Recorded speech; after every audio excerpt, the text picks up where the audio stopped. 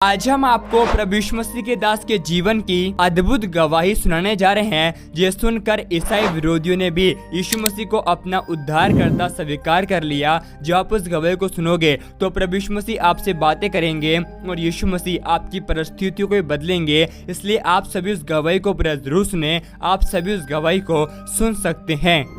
हिंदू राजपूत परिवार में पैदा हुआ। जब 19 साल का था तब मर रहा था। अब एक हिंदू राजपूत परिवार में था। बहुत जगह गया, बहुत गुरुओं के पास गया, बहुत कुछ करा जिंदगी में, परमेश्वर को ढूंढ रहा था। मगर फिर मुझे नहीं पता था। मैं बोलता था मैं परमेश्वर को ढूंढ रहा था, मगर असली में परमेश्वर मुझे ढूंढ रहा था।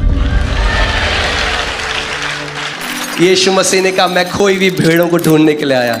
सो हम नहीं उसे ढूंढ रहे हैं, वो हमें ढूंढ रहा है कब से। और एक दिन यीशु मसीह ने मुझे ढूंढ लिया और पा लिया। आमीन। और मैंने प्रभु को अपना लिया। अब अपना लिया तो सबसे पहले चर्च गया। जब चर्च गया तो वहां पे सब लोग बोलते, जब पास्टर जी प्रचार करते तो सब लोग बोलते हालेलुया। तो मैंने बगल में देखा, क्या लुया, समझ में नहीं आया। तो मैंने बगल वाले से पूछा ये क्या बोला उन्होंने। कह रहे हालेलुया। मैंने कहा इसका मतलब क्या होता है। कह रहा मुझे भी नहीं पता, सब बोलते हैं, आप भी बोलो। फिर मैंने बगल वाले से पूछा, मैंने कहा हालेलुया का मतलब क्या होता है। कहते हैं परमेश्वर की स्तुति होती है। तब समझाया परमेश्वर की स्तुति। फिर चर्च में कुछ भाई लोग मिले, वॉलंटियरिंग करने लगा। फिर जब उनका फोन आया तो बोलते प्रेज द लॉर्ड ब्रदर। तो मैंने कहा अच्छा, मतलब ऐसे बोलते हैं प्रेज द लॉर्ड। तो मैं कलीसिया गया और सबसे पहले क्या सीखी आप जानते हैं। क्रिश्चियनीज, जैसे चाइना के लोग क्या बोलते हैं चाइनीज, चर्च जाने वाले क्या बोलते हैं क्रिश्चियनीज। तो प्रेज द लॉर्ड बोलना सीख लिया, हालेलुया बोलना सीख लिया, मसीह गीत गाने भी सीख गए, मगर जीवन बिल्कुल वैसे का वैसा। फिर हारावाज, संडे को आऊं, हाथ उठाऊं, बोलूं तू राजाओं का राजा है, प्रभुओं का प्रभु है, मगर मंडे से सैटरडे तक एक हारावाज जीवन जियो। कर्जों में, तनाव में, परेशानियों में, बीमारी में। और मुझे समझ नहीं आया। मैंने परमेश्वर से पूछा, मैंने कहा प्रभु ऐसा क्यों है कि कलीसिया में बहुत कम लोग हैं जिनके जीवन में ऐसा लगता है वो जय में चल रहे हैं, बहुत थोड़े लोग हैं। और प्रभु ने मुझे कहा मैं तुझे इसका जवाब अपने वचन से दूंगा। और परमेश्वर मुझे ने मरकुस की किताब 4 अध्याय से इसका उत्तर दिया। मरकुस की 4 अध्याय में प्रभु यीशु मसीह ने एक दृष्टांत बताया। और दृष्टांत था एक बीज बोने वाले का। कौन सा दृष्टांत था। बीज बोने वाले का। और प्रभु यीशु मसीह ने कहा एक बीज बोने वाला बीज बोने के लिए निकला। और पहले कुछ जो बीज हैं वो सड़क के किनारे गिरे। कहां गिरे। सड़क के किनारे। और यीशु ने कहा तुरंत चिड़िया आई और उस बीज को क्या किया, चुग लिया, खा लिया, चली गई। तो मुझे कभी समझ में नहीं आता था कि प्रभु ये सड़क के किनारे बीज का मतलब क्या है। सो प्रभु ने मुझे समझाया, अभी जब आप बाहर जाएंगे आपको सड़क के किनारे क्या दिखता है। हाँ, सोना, चांदी, कचड़ा, क्या दिखता है।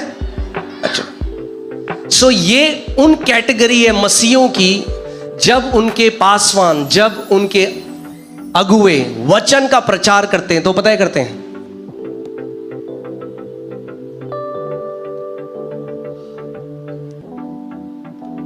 वो वचन को कचरे की तरह लेते हैं। वो इंतजार कर रहे हैं पास्टर बंद करे तो लास्ट में हम आए, पास्टर जी। गलत तो नहीं कह रहा। बहुत सारे मसीह लोग हैं वो वचन को आदर नहीं देते। और जब वो कलीसिया आते हैं तो वचन जो उनके हृदय में पड़ता है, जो कैसी भूमि को दर्शाता है, सड़क के किनारे। तो जब वचन का बीज उनके हृदय में पड़ा जो ऐसा था, जब उन्होंने आदर नहीं दिया वचन को, तो बाइबल प्रभु यीशु मसीह ने कहा कि उसका अनुवाद यह है कि क्योंकि उन्होंने ध्यान नहीं दिया तो उन्हें वचन समझ में नहीं आया। जब वचन समझ में नहीं आया तो कलीसिया से जब तक बाहर गए उससे पहले ही शैतान ने क्या किया, उस वचन को चुरा लिया। और आप अगर उनसे पूछेंगे मीटिंग के बाद तो कहेंगे बड़ा अभिषेक था, मजा आ गया आज की सभा में। अच्छा क्या प्रचार था वो नहीं पता, मगर मजा आ गया।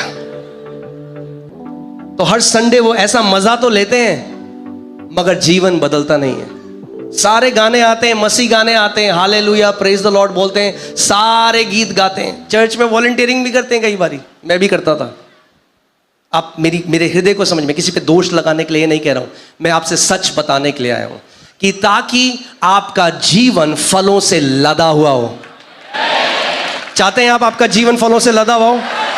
आमीन। कि लोग जब आपको देखें तो बोले वाह ये व्यक्ति जीवित परमेश्वर को मानने वाला है। आमीन। आज मेरा कई सारे लोग मेरे खानदान में आज प्रभु में आ गए क्योंकि उन्होंने मेरे जीवन में परमेश्वर के काम को देखा।